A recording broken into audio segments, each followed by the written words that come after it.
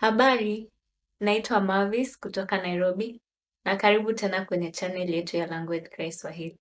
Kama ni mara yako ya kwanza hapa, basi nakukaribisha ungane nami tujifunze Kiswahili pamoja. Katika kipindi cha leo, tutaangazia mojawapo ya vipengele vya msingi zaidi katika Kiswahili, ambayo ni ngeli.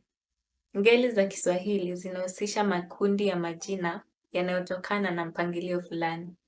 Hivyo basi, kaa tayari na tuanze safari yetu ya kuelewa ngeli za Kiswahili. Kabla tuingie ndani zaidi, tuanze na kufahamu ngeli ni nini. Ngeli ni makundi ya majina yanayotokana na jinsi majina hayo yanavyoundwa na jinsi yanavyobadilika katika sentensi.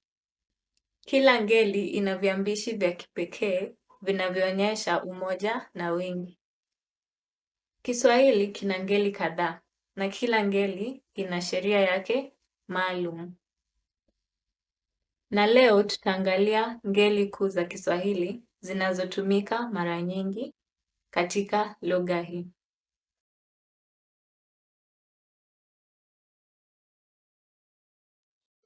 Tuanze na ngeli ya wa. Hii ngeli inatumika kuonyesha nomino zinazowakilisha viumbe hai kama watu. Kwa mfano ya majina katika ngeli hii ni kama mtoto katika umoja na watoto katika wingi. Mpishi katika umoja na wapishi katika wingi. Mwanafunzi katika umoja na wanafunzi katika wingi. Tuende kwa ngeli ya ki-vi. Na hii ni ngeli inayotumika kwa vitu visivyo hai na vifaa.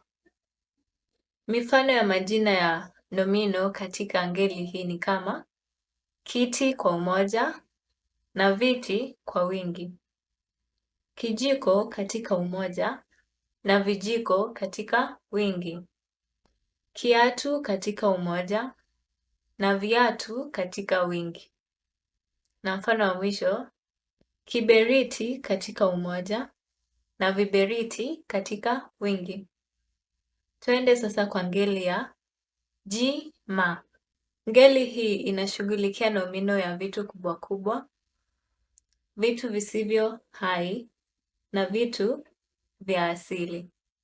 Mifano ya majina katika ngeli hii ni kama jicho katika umoja na macho katika wingi. Jino katika umoja na meno katika wingi. Tunda katika umoja na matunda katika wingi. Tuende kwa ngeli ya n. Na hii ngeli inashughulikia nomino ambazo zina umoja na wingi sawa. Mifano ya majina katika ngeli hii ni kama kalamu katika umoja na kalamu katika wingi. Chupa katika umoja na chupa katika wingi. Meza katika umoja na meza katika wingi. Ngeli ya u-n. Hii ni ngeli inayotumika kwa nomino zinazotaja hali, dhana, ubora au vitu visivyohesabika. Kwa mfano, upendo, umoja, uhuru, uaminifu, usiku, udongo na unga. Mifano ya majina mengine katika ngeli ya u-n ni kama uso katika umoja na nyuso katika wingi. Ulimi katika umoja na ndimi katika wingi. Ua katika umoja na nyua katika wingi. Uzi katika umoja na nyuzi katika wingi. Sasa tuangalie ngeli ya mwisho tutakayozungumzia leo, ambayo ni ngeli ya mi.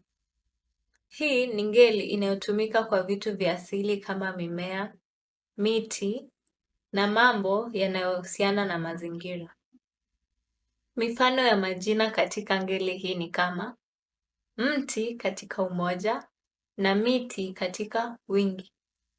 Mnazi katika umoja na minazi katika wingi. Mpira katika umoja na mipira katika wingi. Mguu katika umoja na miguu katika wingi. Na hayo ni baadhi ya ngeli kuu katika lugha ya Kiswahili.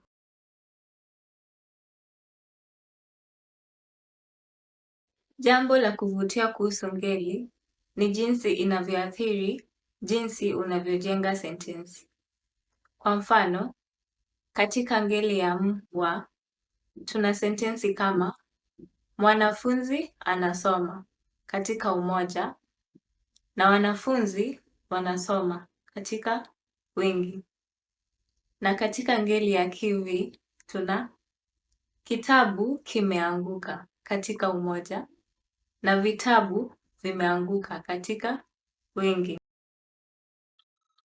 Katika ngeli ya jima tuna jicho linauma katika umoja na macho yanauma katika wingi. Katika ngeli ya mi tuna mti umekatwa katika umoja na miti imekatwa katika wingi.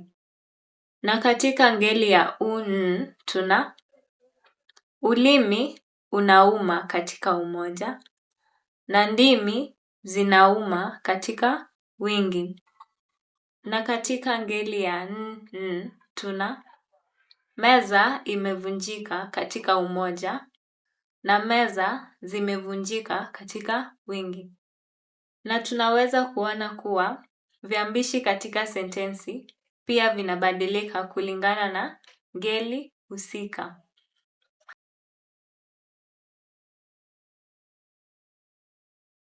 Kwa nini ni muhimu kujua ngeli? Ni muhimu kujua ngeli kwa sababu kila wakati unapotumia nomino katika Kiswahili, lazima uzingatie mojawapo ya ngeli hizi. Na inakusaidia kutumia viambishi sahihi na kujenga sentensi ambazo ni sahihi kimantiki. Kwa hivyo, ikiwa unataka kuelewa na kutumia Kiswahili vizuri, lazima ujue ngeli kwa kina. Asante sana kuungana nami katika somo hili la leo kuhusu ngeli za Kiswahili. Tumeelewa kwa ngeli ni sehemu muhimu katika lugha ya Kiswahili na zinatusaidia kujenga sentensi sahihi. Tutachambua ngeli hizi kwa undani katika vipindi vijayo. Kwa hivyo, kama umependa somo hili, tafadhali penda video hii na usisahau kuungana na channel yetu kwa mafunzo zaidi ya Kiswahili. Kwaheri.